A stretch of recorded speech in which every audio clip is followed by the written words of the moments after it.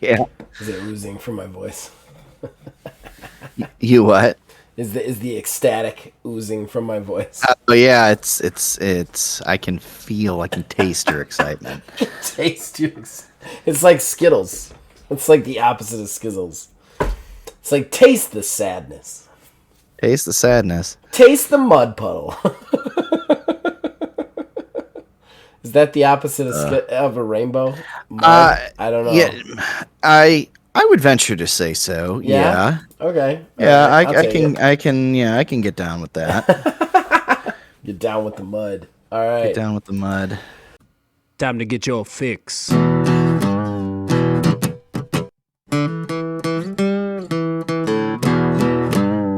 It's a horrible gaming podcast. It's not good, it's not great. Horrible gaming podcast. It's not even what you would call fair. It's really not that good.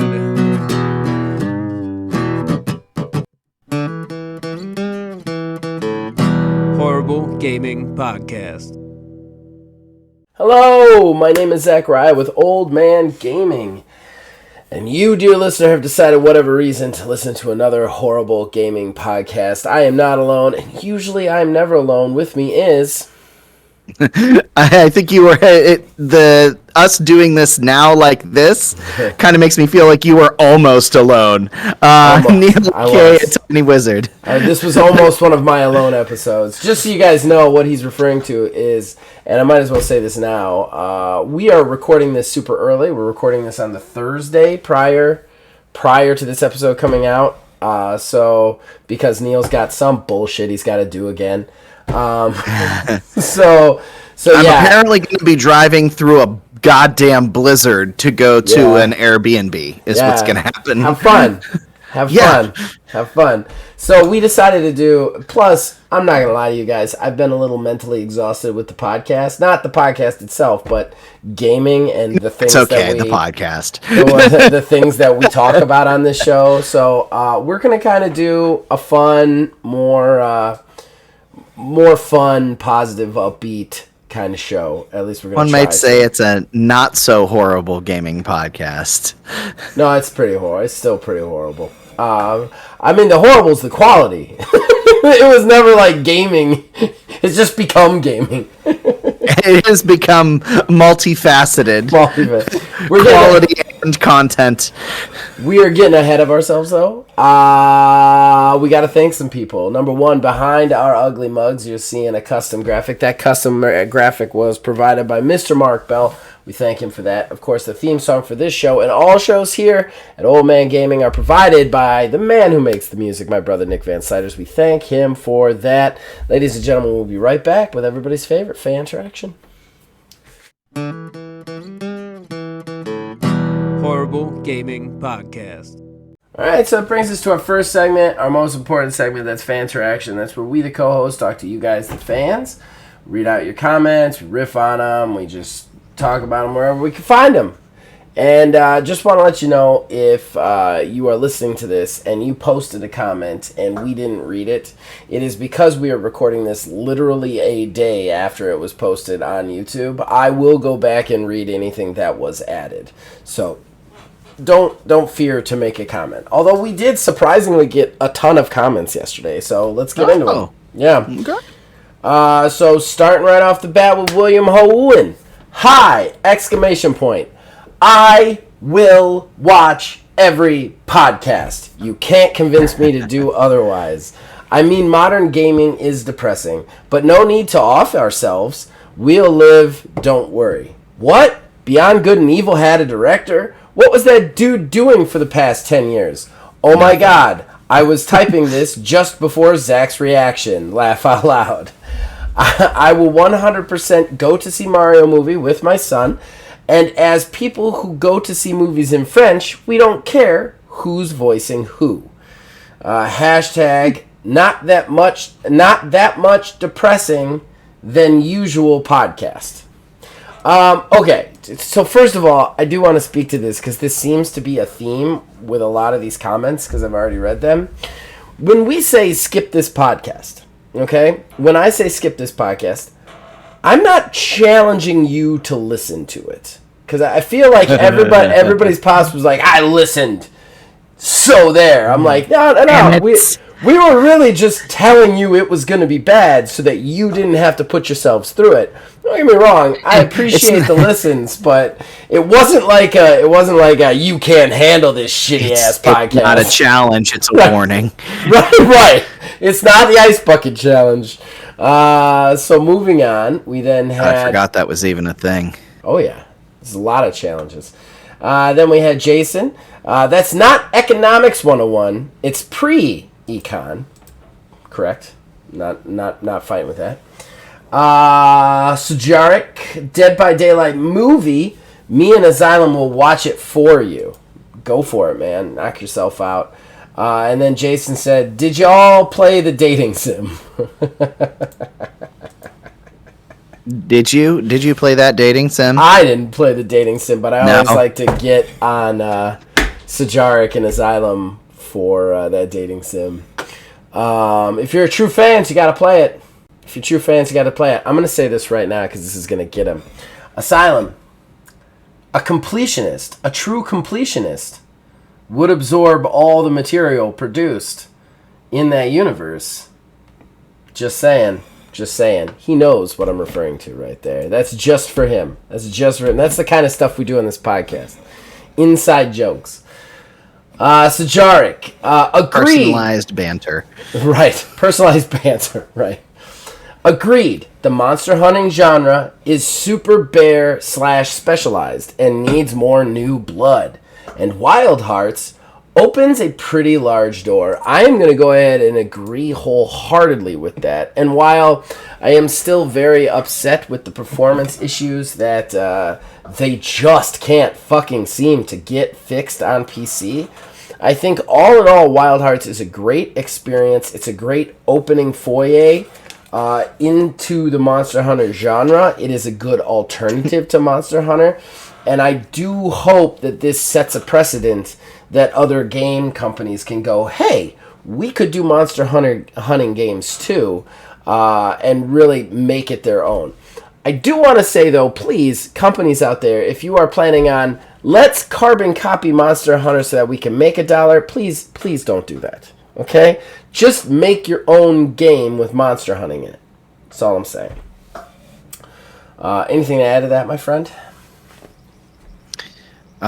No, I was actually just thinking back on last week when you said foyer, like the entryway. The entryway. That's true. It comes back around. So Wild Hearts is the foyer for all other monster hunting games. Sajarik, I made it through the episode. Congratulations, and I apologize. Bloody Nose jumped in though. Hey, Bloody Nose, how you doing? With the whole VR thing, to me, at least for PlayStation, how the hell does VR 2 cost more / equal to the damn console required to play it?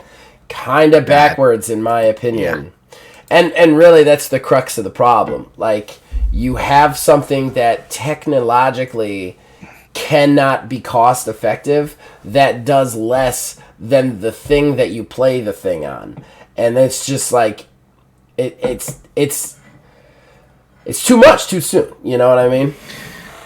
Yeah, that's one of the biggest issues. Like you'd said, like VR for the cost of what you pay to get into VR, outside of something like the the Oculus Quest.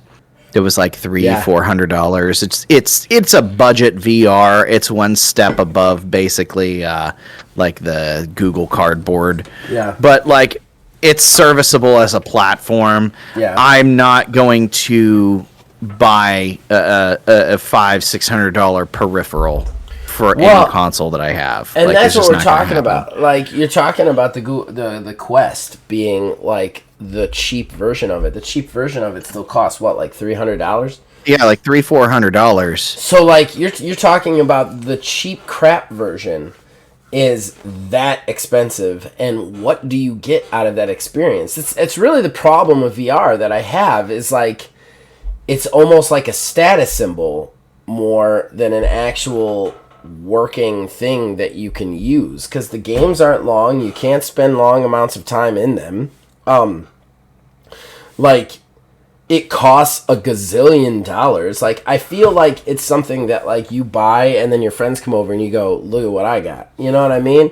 I don't feel like it's a thing that you could, like, buy for recreation for any long extended period of time. Yeah, it is kind of akin to, like, back in the mid to late 80s, like, you went over to a friend's house and, like, check out what I got. Yep. It's the Nintendo, or like a Super Nintendo in the 90s, like, you know, and everybody's like, whoa, cool, and they play it for like 2 seconds. Right. But you can't get invested in it because it's not yours. Like, it's just kind of opposite this time around. Yeah, you can't get invested in it ever. Get invested into VR. It's just for you, and your investment is basically worth nothing. Right.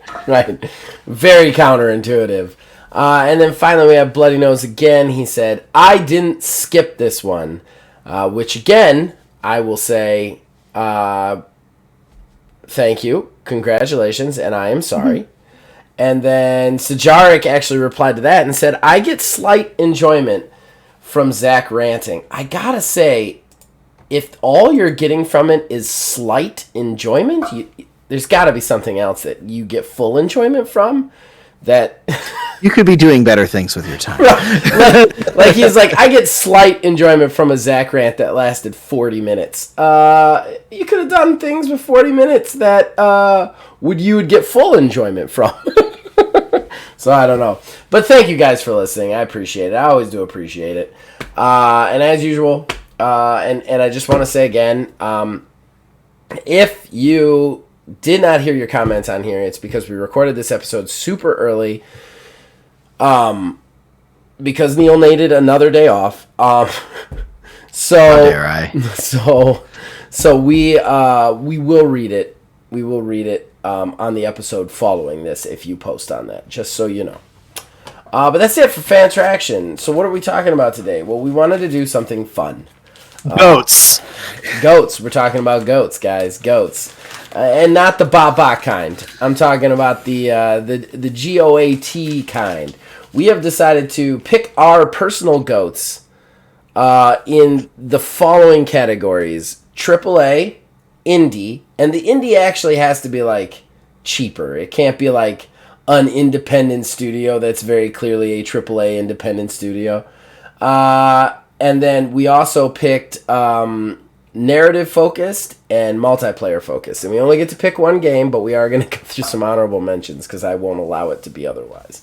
So we're going to do that. We're going to come right back and do that. So don't skip this one. This is going to be a fun one, I think.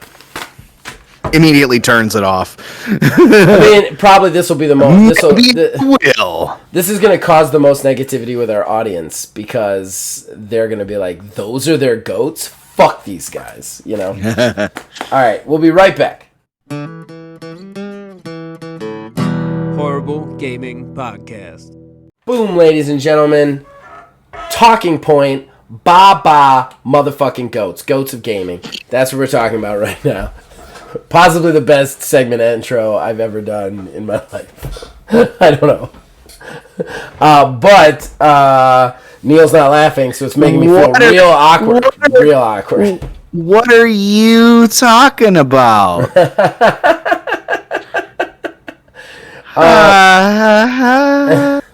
So we are going to do the GOATs, the greatest of all time games, in our opinion, in the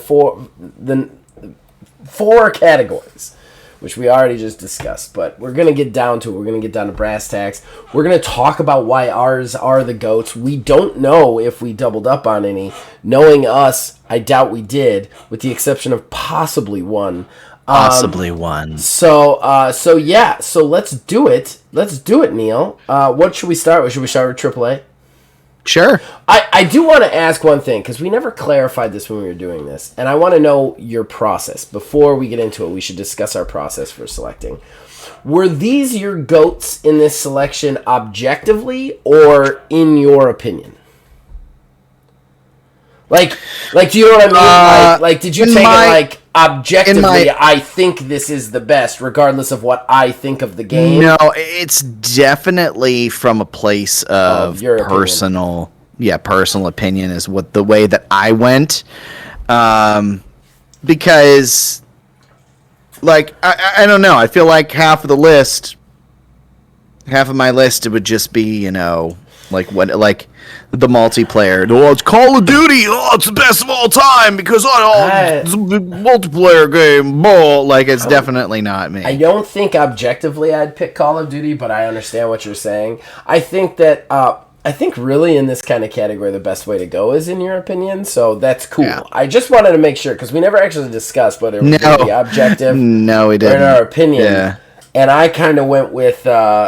I tried to be objective about some things, but overall, I think this is, in my opinion, at the end of the day. So let's start with AAA. Let's start with the big one. Or do you want to start with something else?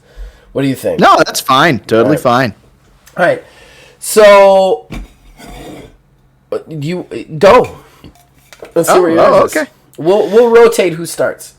Okay, this one I feel like it might be the one that we overlap on. I think this is going to be the overlapping one, but I think this is going to be in two different places because I'm pretty sure this one, if I have predicted you correctly, I have this game. It's in a different category, but we'll have to see.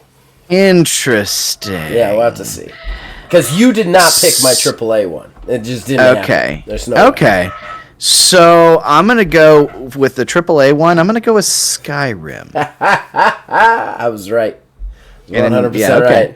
I fucking know you. I got your number, bitch. So I mean, Skyrim is one of those. I have a very weird history with the Elder Scrolls games. So do I. Elder Scrolls 4 was the first one I played.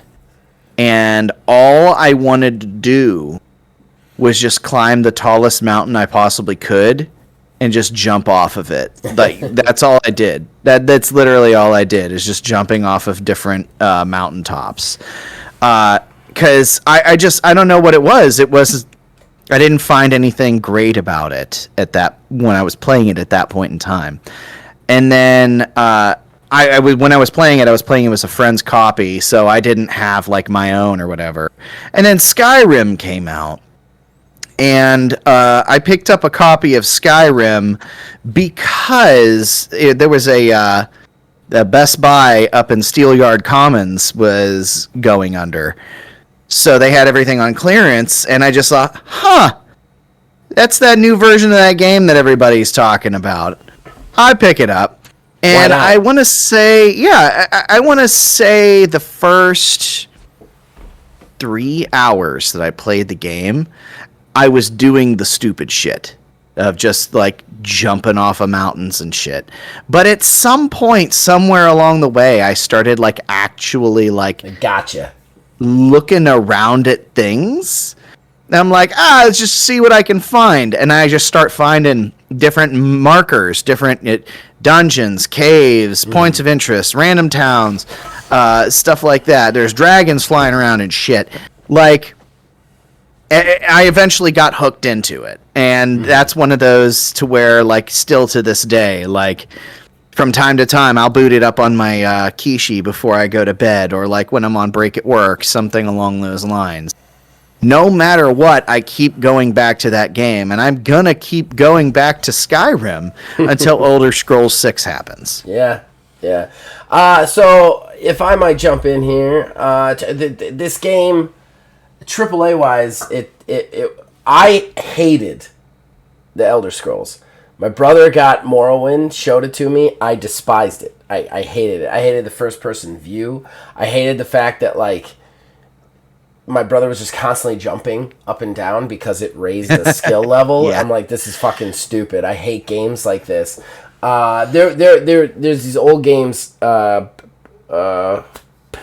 Glory, Quest for Glory, something like that. They're basically along the lines of King's Quest, but not quite King's Quest. And I remember playing that at a friend's house, and he said, just go pick up that stone and throw it at that tree. I'm sorry, what? Just keep throwing it at the tree until your throwing goes up, because if you can't get your throwing up, you can't beat the game. I'm like, I'm done. I'm immediately done with this game. So I hated the Elder Scrolls. I never played Oblivion because of my experience with Morrowind.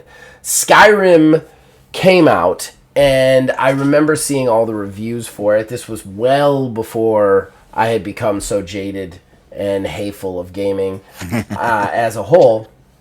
But I had seen all the reviews for it, and the 500 plus hours, and I had just kind of switched my mode of thinking for gaming, whereas I always want to be able to go in and play this game whenever I want, and be able to find something new.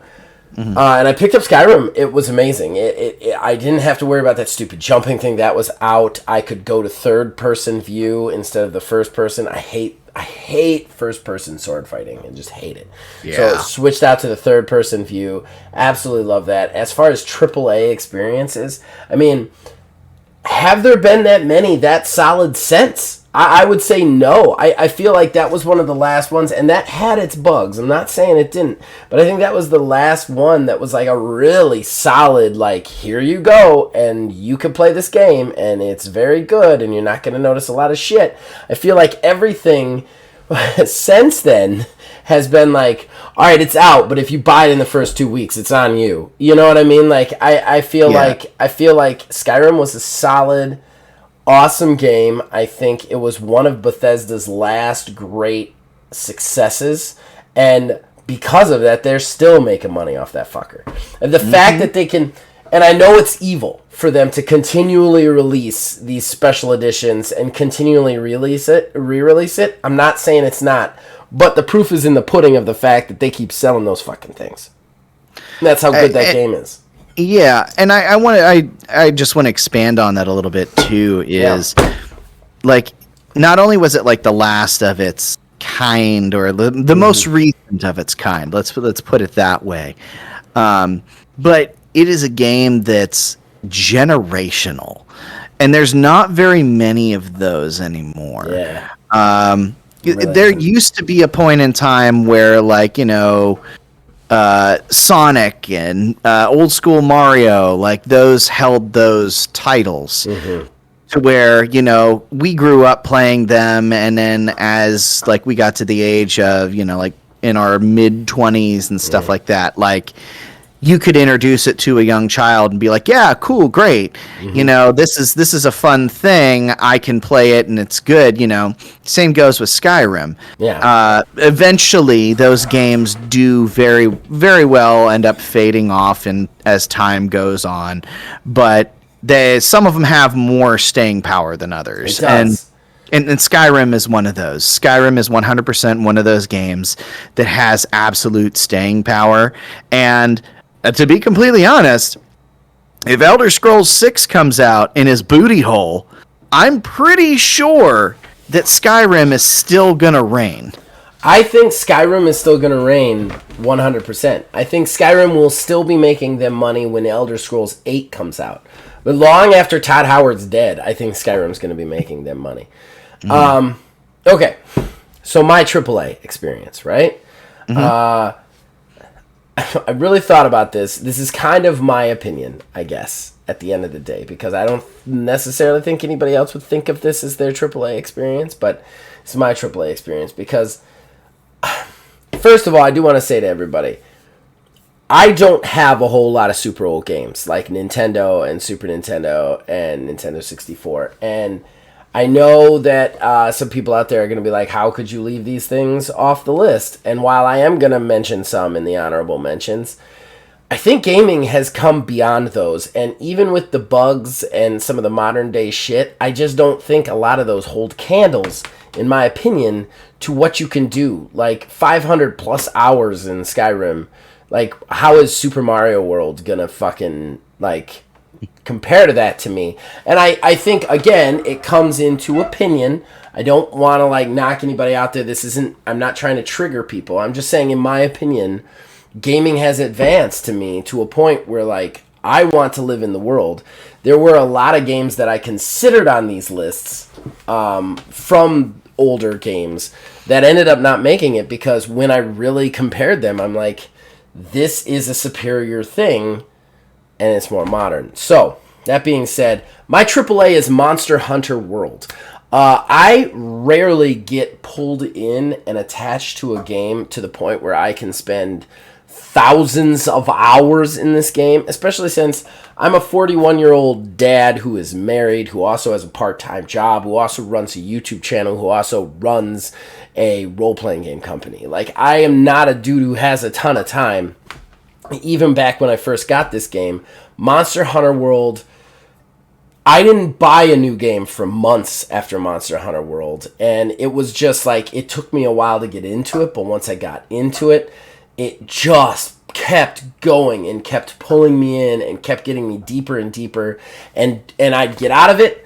I actually have bought that game twice because I traded it in thinking I was done with it, then went back out and got it because they had like a special edition on the Iceborne so that I could play more of it, and then got even deeper into it. And even there is a series on the show. On our channel because of it. I pulled Phil into it. Like, Monster Hunter World is just this tried and true kind of like gameplay loop that I will never get bored of. I'll never get sick of. I have thought about buying it on PC, and I know for 100% that if I did, I'd play through it completely again from start to finish all over again, because that's how good that game is.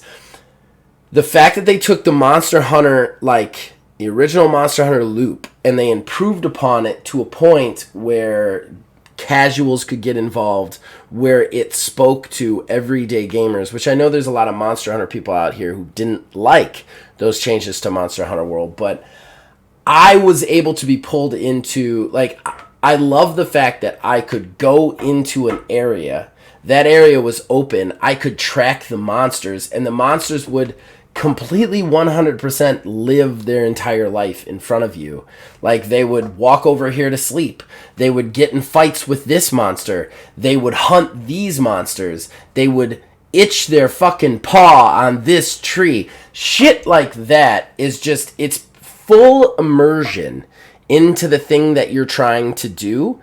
And it just inspired such an absolute wonder in me that I'm still not over it today. Like, Wild Hearts is kind of doing the same thing for me, and I love that. And I think you bring up a very interesting point. Like, you had mentioned about how, you know, we have that show on the channel here.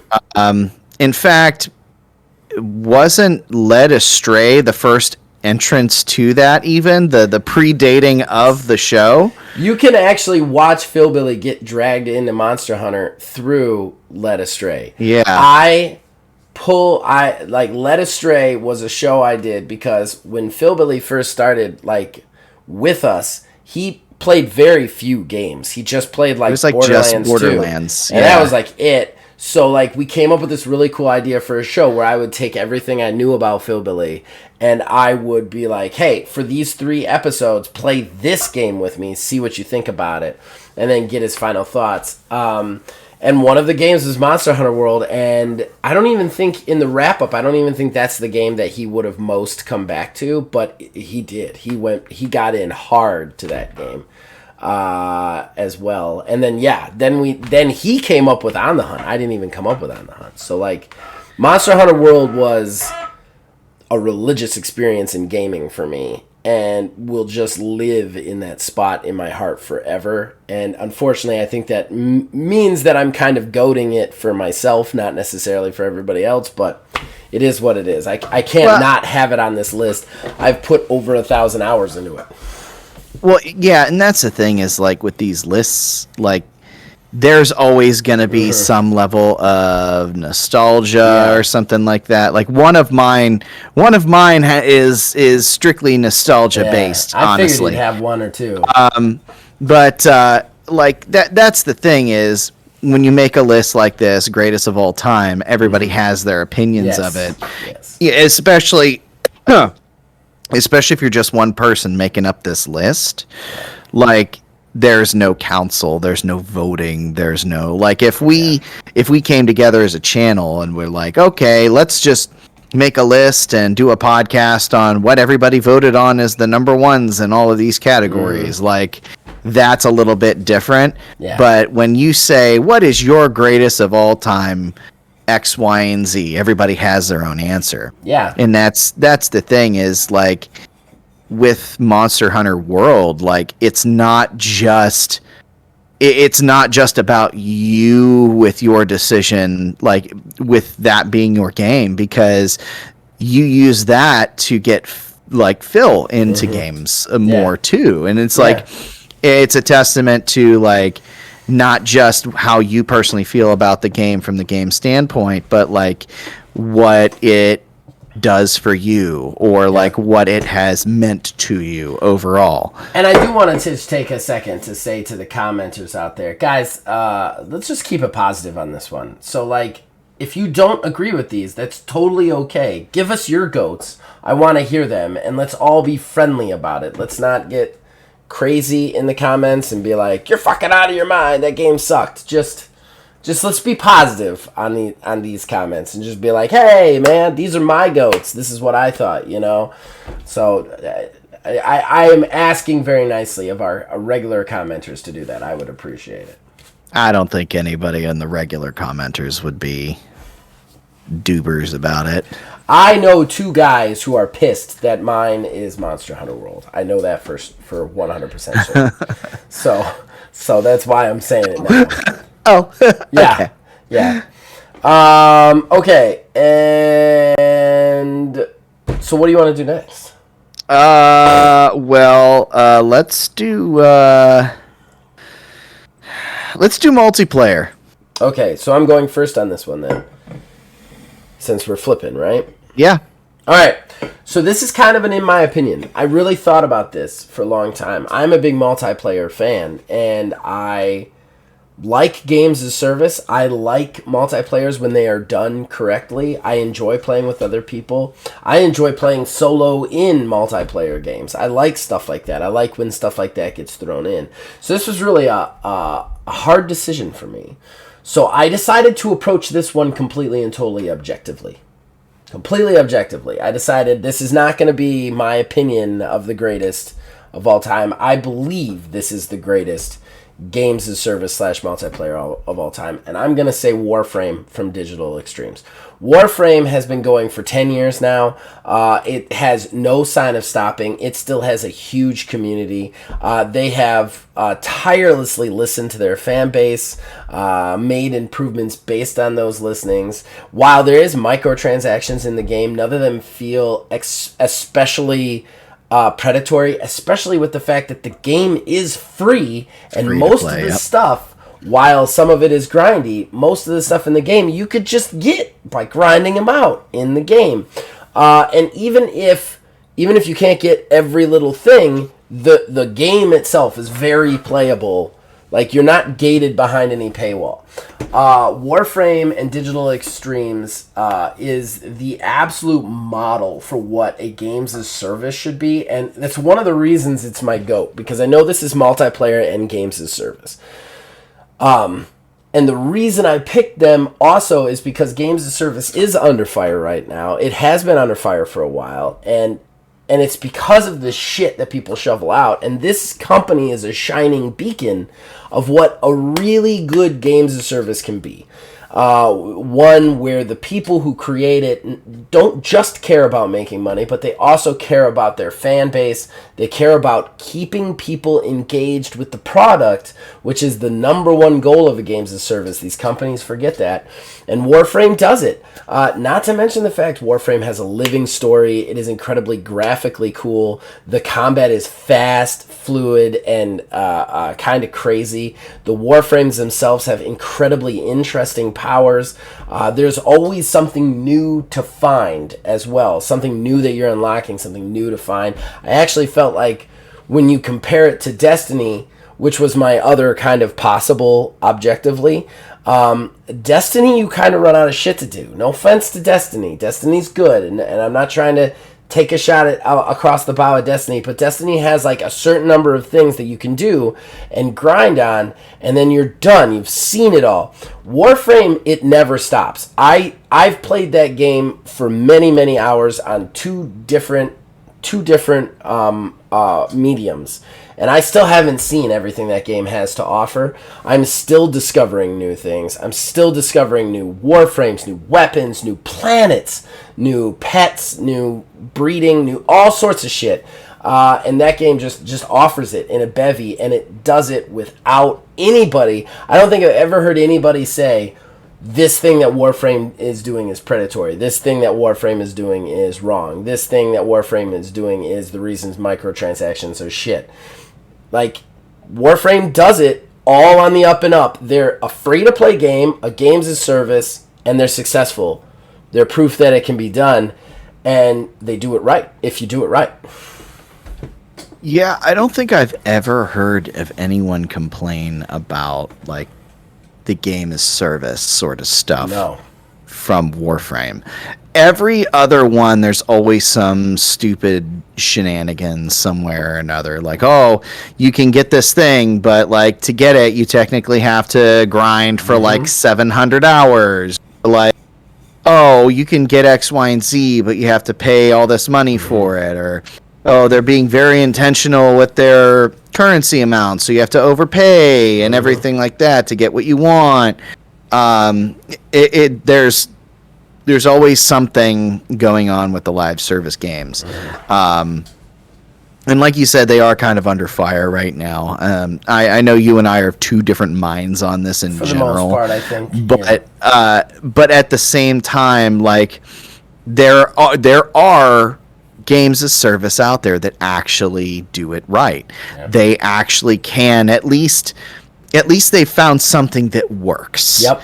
And they don't want to fuck with the formula. Well, and like if you look at the complaints, it's always gameplay or balancing stuff. It's never the like games as service shit, you know? Right. And that's one of the things about like a game as service. Like, and you know, if the developer pays attention to these sorts of things, they'll be taking a look at feedback and say, oh, well, we have a lot of people complaining that, you know, this character is unbalanced compared to X, Y, and Z. Maybe we should look into that and like change it, you know, and like, oh, well, maybe let's get some new events. Let's drum up some excitement, you know, this, that, and the other. It's always that sort of stuff, it seems, with Warframe. Meanwhile, you have all the other ones that are just kind of like, hey, we're gonna, you know, break the game with an update, or like, oh, you guys actually think that this is fun. Oh, we're giving you too much stuff for free. Sorry, we got to dial it back and make it shitty. Like, you know, it's two sides of the same coin, and they just do it better with Warframe. They do. They really do. All right, so what's your multiplayer, man? Let's hear it. It's gonna be Halo Reach. Oh, Halo Reach. Here I was thinking we were going to sit here and have a positive, upbeat, uplifting show. I bring that shit to my feet. I loved the multiplayer. This is one of the nostalgia-y things for me. Yeah, it's I would have said Halo 2 if I were you. I wouldn't have fought with a Halo 2. No, but you're going to say Halo fucking Reach. See, that's the thing, though, is with Halo 2, I really didn't do a whole heck of a lot of multiplayer with Halo 2.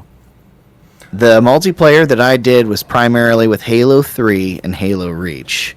3 was actually my first shooter that I played, really, was Halo 3. But I really didn't do a lot with the online multiplayer. It wasn't until Reach happened that I was in on the multiplayer. They had game modes that they don't even have anymore, like Headhunter. You know, I love the maps. I loved the whole idea of building your own loadouts to, like, oh, you know, this team is using this strategy. We're getting the floor wiped with us. Well, I have X, Y, and Z loadout that may work with this. Let me swap around, you know, see what it is, instead of just, like, the traditional Halo fare was you has pistol and assault rifle and grenade. You run, you shoot, you die. Like wash, rinse, and repeat. I loved Halo Reach's multiplayer.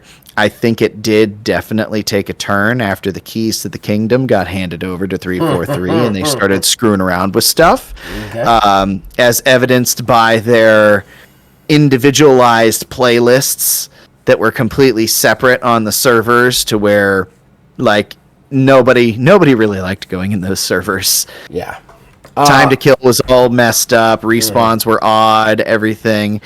I get it that Reach is divisive for what it was in the series, because that was in fact the turning point. It was one of those to where it was Bungie's last time doing a Halo game, and before the game was like done and over with, everything was handed over to 343. It was weird. Stuff like that doesn't normally happen in games. No, it doesn't. But at the end of the day, I have my fondest memories, and honestly, I think the most time sunk into an online multiplayer with that. Look, my knee-jerk reaction is to yell at you, but I'm trying to keep this positive all the way, and I'm gonna try and keep it positive. I'm gonna say I have had some great moments with Reach. I think some of my most fun games that I have ever experienced have been with you and your wife on the firefights. The last 03. Like, that shit is just hysterical to me, and I have laugh lines from us playing those games together, and without Halo Reach and Firefight, I can't really do that. That being said, 343 took it over. It was a nightmare, but like I said, I'm going to keep it positive. This is also your pick. I'm not going to argue with your pick. I'm keeping it positive, but Halo Firefight has been a lot of fun for me in recent years. As much as I hated the Master Chief Collection, and I'm so glad it's purged from my hard drive right now. I think that there was a lot of enjoyment to be had from those with you, and I'm not gonna knock your pick at this particular juncture. Maybe the only thing that I wish that we did to cap that all off. What? We just go into the multiplayer on Halo 4. Didn't we go into the multiplayer on one? We were going to one time. We got in, and I had forgot to mention to you that you had to customize your loadouts ahead of time. Yeah. Because you just default with the same exact thing. It's just whatever armor ability and an assault rifle with a pistol. Yeah. All right. I don't want to say anymore because I'll start to get negative on that game. And I appreciate your selection. So what should we do next? And we're down to narrative and indie. Your call, man. You start us off, whatever it is. Yeah, let's go narrative. Okay, let's do it. And my narrative is... Oh God, mine's so stupid that I picked it for the narrative, but this is strictly me. It's Kingdom Hearts 2. Oh, for fuck's sake! What are you doing to me? I said a positive show. How am I supposed to be positive about Kingdom Hearts 2, Neil? Can do you understand the work it took me on the Halo thing just now? And you're gonna give me Kingdom Hearts fucking 2? Here's what I'll do. I will lay unto you at your feet my reasoning for it. And if you wish not to engage, you may not engage. I will do everything in my power. So, Kingdom Hearts 2, the game series known for the stupidest freaking story on the face of the earth. I feel like with this, it was the first time that I played through a game, and it was the story was like the story's bonkers one way or another. And they did a lot of backtracking and like, oh, well, this character's actually this character now because we changed what they're going to be, whatever. But it was the first time I played through a game and was like, wow, oh my God, I didn't see that coming. Or, this, that, and the other thing. It got very cinematic towards the end.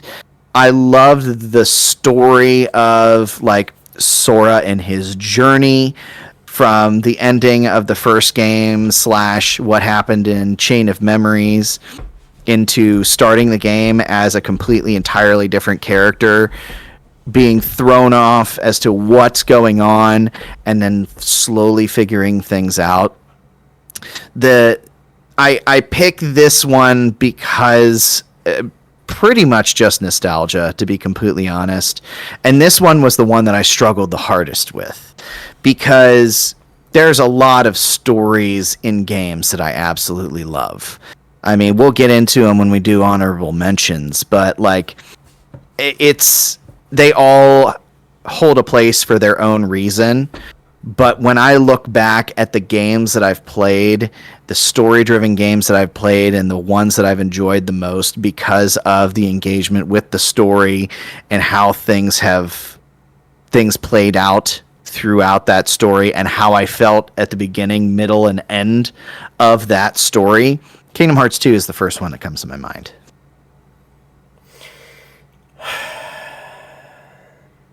So your reasoning for the moniker greatest of all time is... My greatest of all time. I really like it. Not the greatest of all time. Okay. All right. I'm not going to engage. I want this to be positive. I don't want to yell at you. Well, that's the thing. We didn't set the parameters. I disagree heavily, but... You can... Yeah, absolutely. I don't want to get into it. So I'm just going to do my narrative. Okay. Skyrim's my narrative. My narrative-focused game. It is my goal. Interesting. I'm going to explain why. And I purposely held these reasons back from the AAA discussion because of this. Because Skyrim was something that changed the way I looked at what a video game should be and what a game should do for you. Gaming, in my opinion, is one of the most interesting forms of art because it is the only piece of art that you communicate back with. So like if you watch a movie, if you look at a painting on a picture, you listen to music, you can't then tell the music to do something different. You can't. Video games actually allow you to influence the art in real time as you're perceiving it, as you are being presented it. And this was the first time I really understood this because I had never liked games like this before. But then it gives you a character creator that is absolutely wonderful. It gives you no real backstory, but you can make up the backstory. And then it allows you to interact with the world and tell your own narrative. And that, I think, is something that gaming can do that no other art form can do. You are allowed in video games, if the video game does it correctly, to tell your own story. And with Skyrim, I made a character who was just going to do the Thieves Guild. I never even unlocked shouting. Never even unlocked shouting with him. He just did Thieves Guild stuff. I made another character who... He started doing that stuff, then he ended up getting into like something else. He ended up getting married, and then his whole goal was just having kids and building a house. And Skyrim does that.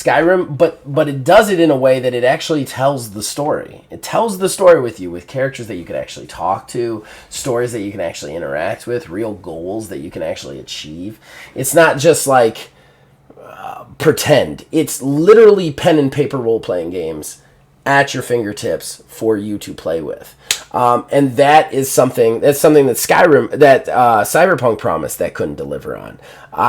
It's one of the reasons that I like Skyrim. This is one of the reasons that I think it's the greatest narrative of all time, because Skyrim defines what a video game narrative can be, like what it can achieve with that, instead of just like, go here, fight this boss, oh, you get a cutscene. Go here, fight this boss, oh, you get a cutscene. It's like you're playing a movie. And yeah, you make the choices different from the builds. I'm not necessarily knocking those games or what they are, but for me, the medium of gaming, I want to see it lived up to its full potential. It's one of the reasons I love procedural generation so much. That's another thing you can never see. Like, you can never go to a movie and have a completely different movie experience than somebody else. Like the movie doesn't change based on how you walk into the movie theater. Whereas video games, it can. There are video games that literally do that. And Skyrim is not procedurally generated, but it's which direction do you want to move in right after the tutorial screen, and that direction is going to provide you a narrative that will take you 50 plus hours through the game. And that is truly fucking amazing that you don't, like, literally when you walk out of that first cave after that first tutorial, you can pick any direction and just start walking, and you will find storyline for your character that will make sense, that will come to fruition, and that will have decent voice acting and storytelling. What other fucking game really does that well without like a defined player character? I put it to you, not that many. And that's why Skyrim is my narrative of all time, because it defines what a video game narrative can be, which is what you want it to be. Yeah, I will agree with all of your points. Like, that's the thing. I should have been a lawyer. That's the thing, is like with a narrative game like this, it doesn't necessarily have to be a story that's being presented to you. Right. Now, of course, like I myself, I love that sort of shit because it's just like a movie, you know. Like I personally follow that sense of beginning, middle, and end, and whenever I'm done, like I like to have a nice end cap on everything. But whenever you have a game like Skyrim, to where it's got a story that you can follow if you want, but you can also, that story is so even with every other story you could do in the game. Right. That's what's interesting to me. Is yes, like you look at like Red Dead Redemption 2. I'm sorry I cut you off. I know I did, but I apologize. You look at like Red Dead Redemption 2. There is a main story that is very clearly the main story, and you can't progress past certain points until you do certain main story things. With this, sure, you can go fight the big dragon bad guy, or you can fight in the war, or you could join the Thieves Guild, or you could join the Companions and become a werewolf, or you could become an assassin, or you could just build a house, or you could just do some quests, or you could, like, and they all, and I would argue with you on the beginning, middle, and end, because the end is where you make it, and that's what's so fucking cool. There were so many characters in that game that I never saw the final cutscene at, because I just decided this is his happy ending. He's won. I'm gonna start a new character, and they still had a beginning, middle, and end. That's the thing. They had a point where like they were beginning, and then they had a point where the plot thickened, and then they had a point where they were their final battle. That's so fucking cool that I've got 7 characters on different hard drives, and every one of them had a beginning, middle, and end that was completely different from the other ones, you know? Yeah. And I'm not knocking those story games like Hi-Fi Rush. Max Payne, I might as well say it now, was one of my honorable mentions because it was a very, profound experience for me. But at the end of the day, Max Payne was showing you what Max Payne wanted to show you. You could gunfight through it in your own way, but Max Payne was like, here is the story. It's a great story, but you're going to see that story or you're going to die trying. With Skyrim, your story is whatever you want it to. We've put thousands of stories out there. Go find the one you like, you know? Yeah, and there's some things like anytime I've played through Skyrim, there's some things that I've not done just because like I just have no interest in my character doing that. It's not me not having an interest in it. It's like my character not having an interest in doing it. Like the war. I never picked a side in the war. I've never done that quest line. Never once. Someday maybe, but I've never played a character who's wanted to go through and do that. Right. I've done the mages school, the mages college. There was that one where I just wanted to be the ultimate spellcaster. I have the one that I'm doing right now to where screw the main quest line. I'm just going to wander around as, funny enough, I named Khajiit after one of my cats, and I'm kind of pretending that he got sucked into an alternate dimension, and this is what he's doing in his spare time. That's amazing. That's the kind of just stuff this game provides. I mean, Exactly. then you add in the mods, all the mod support stuff that you can do. That game has the amount of mods, unlimited replayability. Yeah, I mean, I'm sure it's been going on for years. I'm sure you've heard about it at this point. The Skyblivion mod. Yes, right. Like, that is immense. It is an entire expansion, effectively a mini recreation of Oblivion that attaches to Skyrim. Yep. There is a The whole mods other... have cut that wide open. Oh, yeah. There's a whole other couple of worlds in there. There's all sorts of mods where you can play or not. If you've got the anniversary edition or whatever, which I do, there's all sorts of awesome shit in it. They also now have a mod that has the Nemesis system from fucking Warner Brothers. Shadow of Mordor. They got around that patent. Don't say that too loud. Don't say that too loud. They'll start getting sued. I think that game is great in the way it tells a story because it lets you tell, especially, and you said it yourself, if you go into it with like the backstory of your character in your head, and after I played it the first time, I was like, oh, I'm going to use my TTRPG stuff, and I'm going to go, oh, I want to be this guy, and maybe this guy's hiding from a war or something like that, you know? And then if you go into it with that kind of mentality, you can get into your character's head, and the game really contorts to what you do with that, you know? Mm-hmm. All right, so do we want to move on to Indy? Sure. Is it my turn to go first? No, yeah. I do believe it is your turn to go first. This one's going to be in my opinion. I don't know that anybody out there will consider it the GOAT other than me. However, I have pretty good arguments as why they should consider it the GOAT, and that is Wildermyth. Wildermyth. If you out there have a PC and you haven't played Wildermyth, try it. Just try it. Fucking game's amazing. Here's what it is. It is a CRPG, but it's kind of light on the complication with combat. So it's very simple. It's easy to pick up. I know a lot of the turn-based stuff can be really complicated, like Deadfire and stuff like that. Kind of put people off. This one's very simple to pick up, but it's kind of hard to master. Let's put it that way. The awesomeness about this game is it's all about the storytelling. It tells its story through these comic panels, but the comic panels are procedurally generated based on the procedurally generated characters that you roll up when you go into a scenario.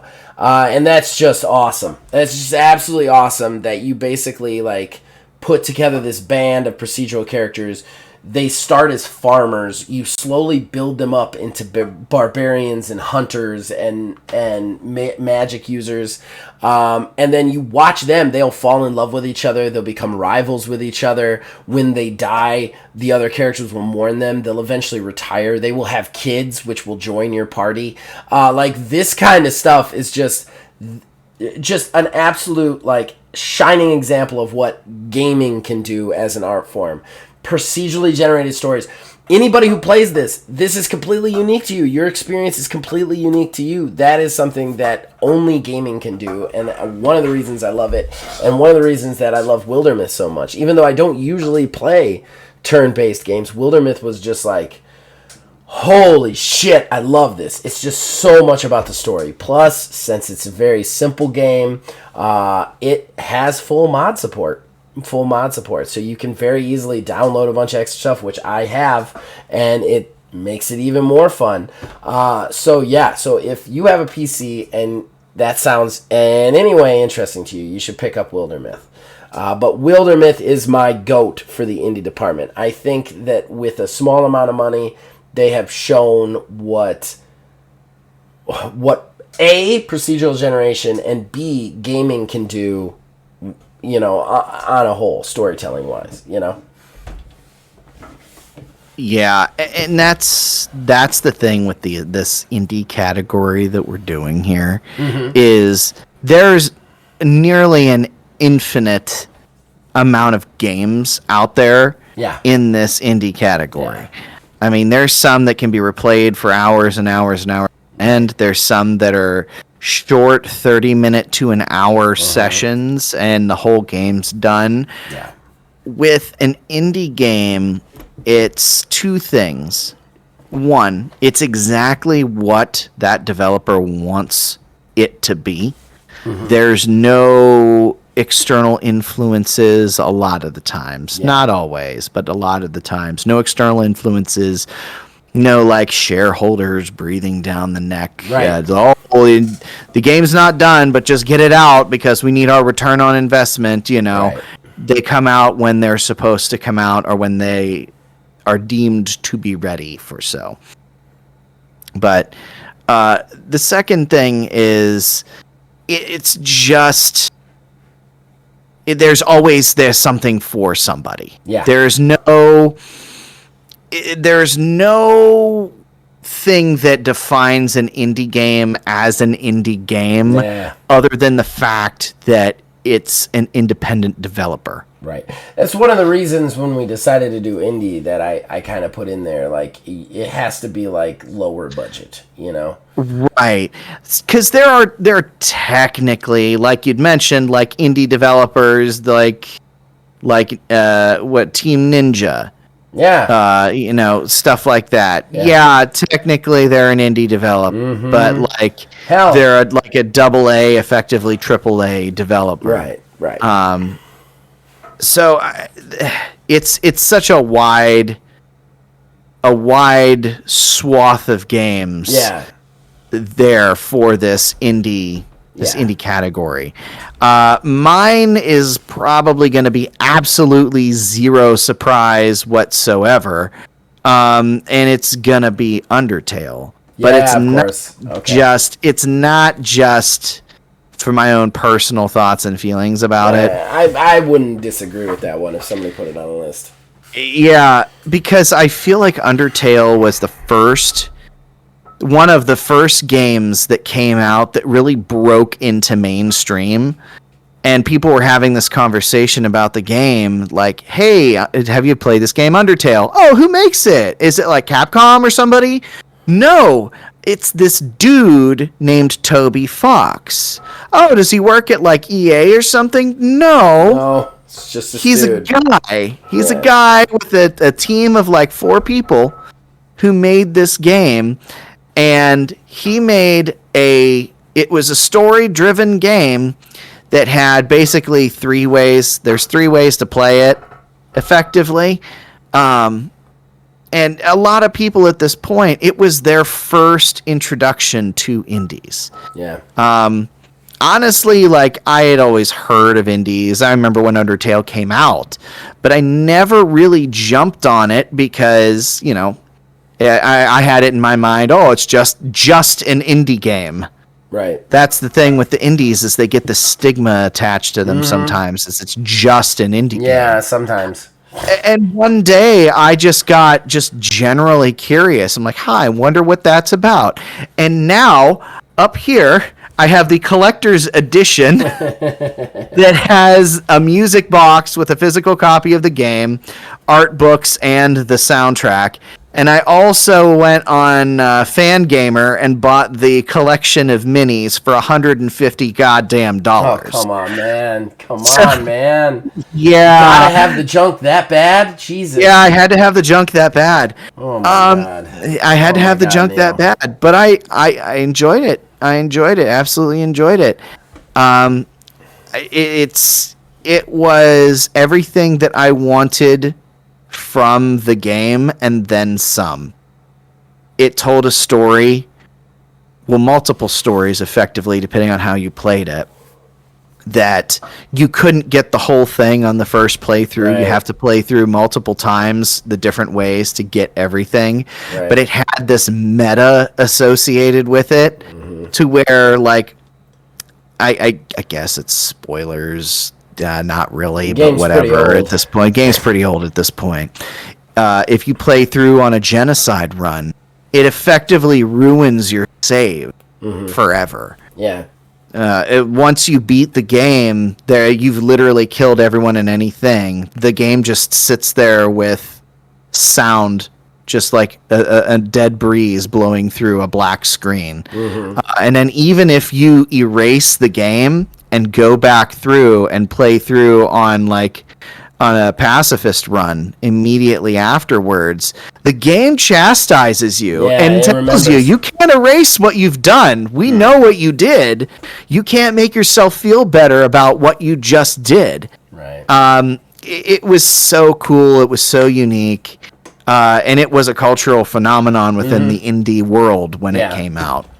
Yeah, I'm definitely not going to fault you that. It's not my bag, but I think that game is an example of what a good indie game is. Definitely good for the list, I think. Good for the list. Well, that's it for the GOATs. You want to do some honorable mentions? Yeah, let's just let's toss out like one or two honorable mentions for each of the categories. Okay, all right. That sounds good. Kinda, because I don't have one for one, but that's all right. Same here. That's all right. That's fine. All right. So I'll go first then. For independent game, not independent game, for AAA game, I almost did State of Decay 2. Oh. I didn't. At the end of the day, I didn't quite think of it as a AAA game, and it's not an indie game because Microsoft owns it, and it's not like narratively, it's not but I put tons of hours into that. I still stream it. They are amazing at updating it, and it's another game with amazing procedural generation in it, which everybody knows is like a buzzword to get my eyebrow go up. So it you procedurally generate all the characters in your little zombie survival community are procedurally generated. You switch between them and you try and survive the zombie apocalypse, and that's it. That's just the narrative that it is. You kind of define it, like how do you survive this scenario. They've had a lot of great updates going over the years, a lot of great changes. They listen to their fans, and it's just a great game. It sucks that I didn't mention it because I've played so much of it, but it's a great game. Yeah, Symphony of the Night almost made it on for my AAA. Yo, motherfucker, you took a one of mine. I was gonna do narrative for that one, but yeah. Oh, okay. Yeah, I was back and forth with the narrative or AAA on that one. In the end, while the story is there, the story beats are very few and far between. It's just the overall general story, and it's the same story as any Castlevania game. Only this time, it's Dracula's kid that's doing the slaying. Well, and the Metroidvania idea of it with the role-playing aspects. Yeah. Like, oh, man, that was the first game that I sunk tons of hours in because I'd be like, I need to get that sword. And then it was like, oh, I got to kill this dodo bird 1,000 times. Like that game was good. I did not play that game for the first time until I was, 19, 20. Back in 2009, 2010. Right. It was very late to that game. But it's great. I have it in like 4 different places now. Still to this day, I'll go back in and play it from time to time. Because like you also had that great exploration, but it really didn't tell you a lot of stuff, like where to go. It was just like, I see a chunk of the map here, but it's not completely filled in. Right. What the fuck is over there? What's over there? I love that too, that you could find bosses that were way harder than Dracula. Oh, yeah. And like that kind of stuff, like if you went too deep and then all of a sudden you'd be wait, where am I? And then you'd step into a room and just like a giant Egyptian god would fucking flatten you. Like I love that shit. I love that shit. I'm gonna go with indie next, and this was really hard fought for me between these two games. River City Girls 2 is fucking phenomenal. It is the best side-scrolling brawler, in my opinion, that has ever been made, ever. It embraces like leveling up mechanics without like being shitty about it. It has like exploration in it. It has backtracking in it. You could do things in a different order. You could buy different moves. Like, the game is just infinitely playable. I love River City Girls 2. Love River City Girls 2, which is hard because Streets of Rage 4 obviously was, and same with Teenage Mutant Ninja Turtles. But at the end of the day, those two games, I can beat those games in about 5 hours each. This one, I have been streaming now for 9 1-hour streams, and I'm only 51% done with the game. That's fucking awesome. For a side-scrolling brawler to have that much content, like, all my chips get pushed in right there. I actually originally I didn't have one for this, but I actually do have one for this, for the indie. And that's going to be Castle Crashers. Oh, good one. Castle Crashers was fun, man. That's a good side scroller too. Loved Castle Crashers. Yeah, good brawler.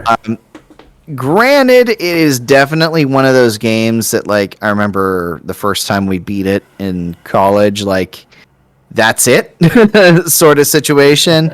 I mean, you can go back through and, like, level your characters up. And it was pretty long. I'll give them that. Yeah.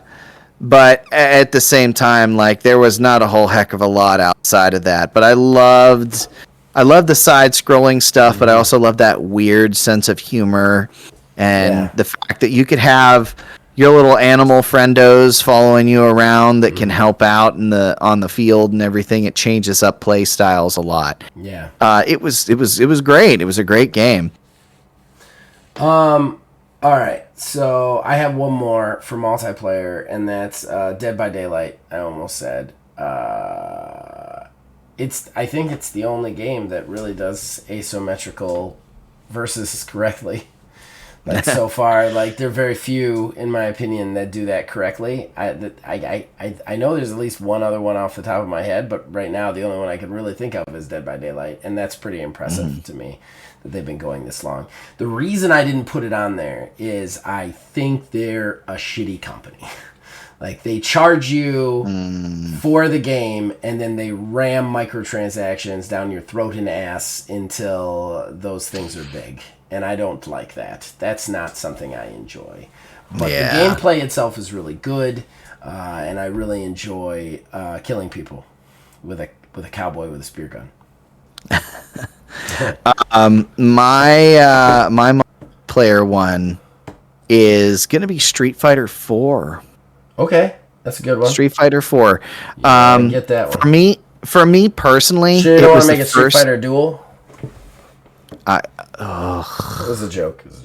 I know it was. I cannot believe I'm about to say this because it's a dicky thing to say, but I cannot wait for them to shut that thing down. I was offended by what that game was. Same here. Yeah, Street Fighter 4, for me personally, it was my first fighting game that I actually learned how to play outside of, like, Smash Brothers, but that's like a brawl sort of thing. It's its own thing, I feel like. Right. But yeah, it was the first fighting game that I actually sat down and learned how to play outside of just slamming on buttons and hoping to actually do something. But not just for me personally in that regard. It kind of breathed life back into the fighter genre. Right. Because it was kind of on the outs. Yeah. And then after Street Fighter 4 came round, because what was it? Alpha 3 came out in 97? Yeah. Something like that. After that, it wasn't until 2008, I think it was, 2008, 2009, that Street Fighter 4 came out. Right. And then from there, it just kind of blew up, and Yeah. now we're full back into multiple Street Fighters. Tekken came back as a result of it. There's been a lot of other spin-offs. Marvel vs. Capcom came back as a result of it. Like, all of those things were, all the interest in that was revived strictly by Street Fighter 4. I would argue that Tekken was always around, but I agree that it definitely had an uptick in fighting game stuff. But do you have any other honorable mentions, or should we? Just the one for the narrative. I got one for all of them now. Yeah, the narrative one. It's the one of the most recent games I've played, but God of War Ragnarok. Oh God, the story. It's a nice cap to the overall story that was started with the Norse mythology, but it shows growth of multiple characters, and it did very well at the Game Awards, I feel, as a result of everything that game did. I mean, do the Game Awards matter anymore? I mean, no, but... So, all right. Well, with that said, we'll be right back with something. Horrible Gaming Podcast. All right, guys, that brings us to the end of the show. We're not going to do odds and ends because we're so close to the last podcast. But yeah, we're going to wrap this thing up. Neil, you got anything special you want to plug? Well, nothing coming up, but we did do that You Suck at Parking stream. Yes. What was it, 2-3 weeks ago at this point? Something like that. And I think we have at least one more of those left in us before we switch over to something else. All right. I was going to ask what you guys wanted to do. Yeah, I'm down with that. We'll have to set that up. I have a couple of special things I want to plug on the TTRPG front. Number one, I am going to be doing another podcast. I apparently didn't learn my lesson the first time. So we haven't quite settled on a name, but basically me and Wizards Respite are going to look at a system a week. We're shooting for just like a 30-40 minute show, but we're going to look at a tabletop role-playing game system weekly. Well, it'll be bi-weekly. And we're going to just like talk about it, pull it apart, say what we would do differently, say what we like about it, say what we enjoy. Just a very conversational back and forth in the TTRPG space. So it'll be... I'm really looking forward to it. I think it'll be a lot of fun. On top of that, I am going to be guest starring on Not the Fuck podcast, William Holen's podcast, at some point in the nearish future. I don't know when the episode is going live, but I know I'm recording it soon. So I'm very excited to do that. And then, again, on the TTRPG front, on March 30th will be the next time myself and Wizards Respite do our one-on-one game. We're going to do another journaling game. We haven't quite decided on which one yet, but we're going to do it won't be T-Shop, it'll be something else. But we had a lot of fun with that, and we got good responses to that. So we're going to keep doing that at least probably like once a month or so. We're gonna knock one of those out. So those are the special plugs. Other than that, I want to tell you guys to go back and watch Revisit Episode 2. Me and Phil Billy did 7 Seconds, which was a lot of fun. I'm going to be doing a revisit with this motherfucker right here at some point soon. Yeah. And then in May, we're definitely fucking doing that show between the three of us in Redfall. You can also check out OMGM, where we book for 2K22. We're wrapping up the 2K22 season. We will be doing a 2K23 season, so that should be exciting. Everything else, Prelude, the streams, they're still around. Check them out. As usual, we will be back next week with another one of these. If you didn't hear your fan traction, post it anyway. Oh, I'm sorry. You'll hear it on the next one. We're just doing this early. You guys can reach us on Facebook at OmanGamingDH, on Twitter at OmanGaming9. Join our Discord, links in the description below. Influence us in all of our shows from there. As long as you keep watching and listening, we'll keep making them. See you guys next time. Bye-bye. All right, so we're doing the goats tonight, right? Yeah, I had to read that multiple times, by the way, because I thought you mistyped that, and I'm like, goats. What the fuck is he talking about, goats? Come on, dude. And, yeah. Come on, fucking dude. You're a gamer and a nerd. How the fuck do you not know what GOAT stands for? Because 90% of the time, whenever I hear it at all, it's in reference to like quarterbacks and. I only hear it in gaming. I've never heard it in sports. Gaming and wrestling. That's it. I hear it in gaming all the time. All the fucking time. How have you never heard it? There's a guy that I work with. He's like the biggest Tom Brady fan in the entire world. And whenever he talks about him, he doesn't say like Tom Brady. He just says the GOAT. And like even in our work group chat, he'll just randomly send a GOAT emoji. Just like, dude, like chill out.